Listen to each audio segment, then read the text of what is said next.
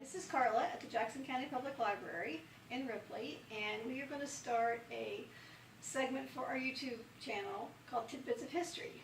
And we're going to go over interesting things that have happened in Jackson County that many people either never knew about to begin with or have completely forgotten about it. And today I have with me one of my favorite patrons, Ron Reynolds, and he comes in and tells stories to me every now and then, and this one I particularly liked. It was about a World War II bomber that crashed underneath a bridge about 1.5 miles from my house. I thought it was really interesting and I wanted to share it. So I'm going to let Ron tell the story and we'll talk about it a little bit. Okay? Okay. Well, this happened about 76 years ago. I was about 10 years old at that time, and my father had just got off from work. He worked on a drilling well and come home and he'd heard about this and wanted to know if I'd like to go see it. And I said I sure would. So we went down and looked at it, and they wouldn't allow you down close to where it was at, but we was fortunate enough that I had an uncle that was been deputized to watch over it there, and we asked him if we could go down right where the scene was, and he said we could, and but to not get around where the crash was. So we went down and stood on the bridge. I have a picture of about what the bridge would look like, and we come down this left side here of the bridge and stood and looked over where the plane had come in under. Now this plane was a B-25, which they call them a light bomber, and they was moving them from Fort Bragg, Georgia to the Wright Field in Dayton, Ohio. And on their way here, they run out of gas.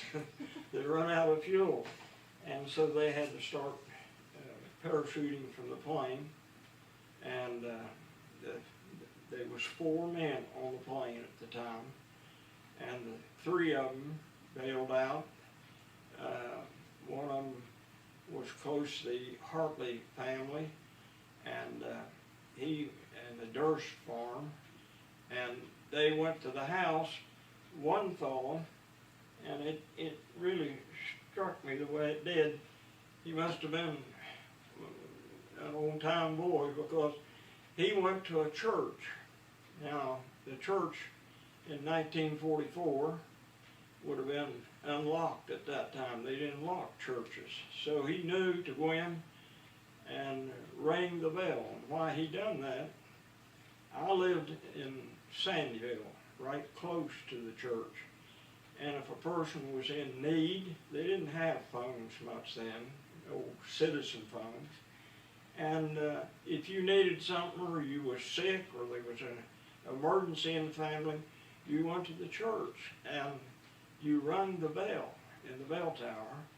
And if it was 1 or 2 o'clock in the morning, you still went. Someone would come to the church and see what was the matter.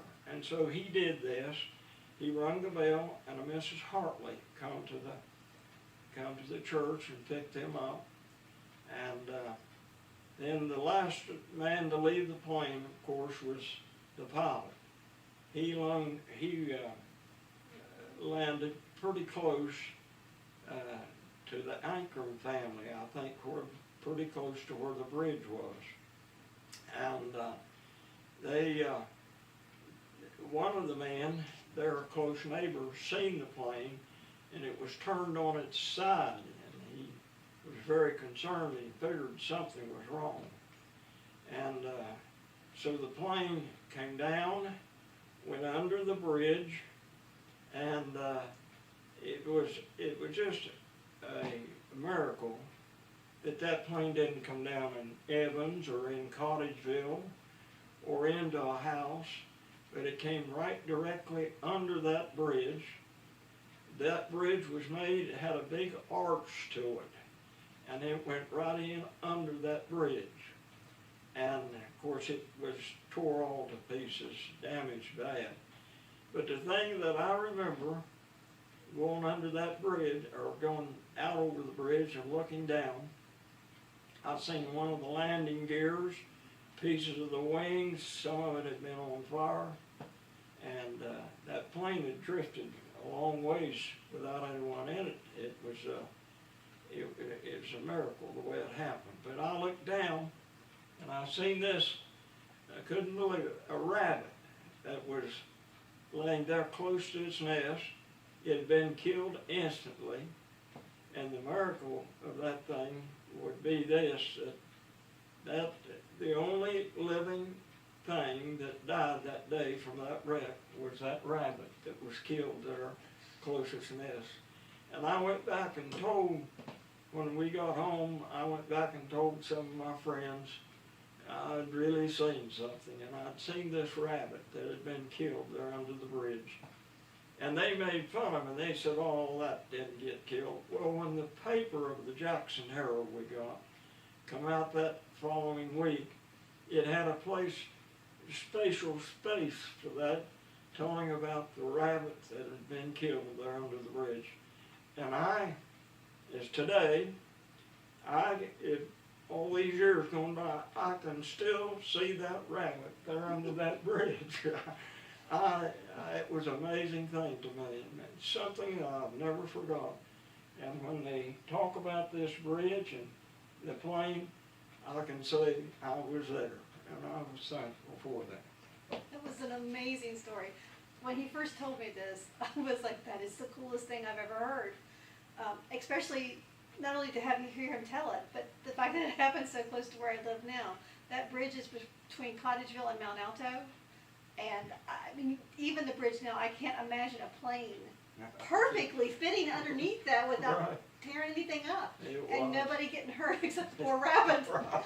And he's right about the article, because we have a copy of the article in some of our microfilm from the older papers, and there was a, as it says, Bunny takes lesson in tragedy of war. There's a special section, like he said, just about that poor rabbit. But he's right, it was a miracle the way it happened, the fact that nobody really got hurt, and the only loss of life was that rabbit. That's right. It was, but anyway, I love this story. I was so tickled to start with this one. We hope you like it, and if you have any ideas for future tidbits of history, we would love to hear them. You can call the library. You can go over to our Facebook page and write something there, and we'll get in contact with you. But we hope you like it, and thanks for listening, and we'll see you next time.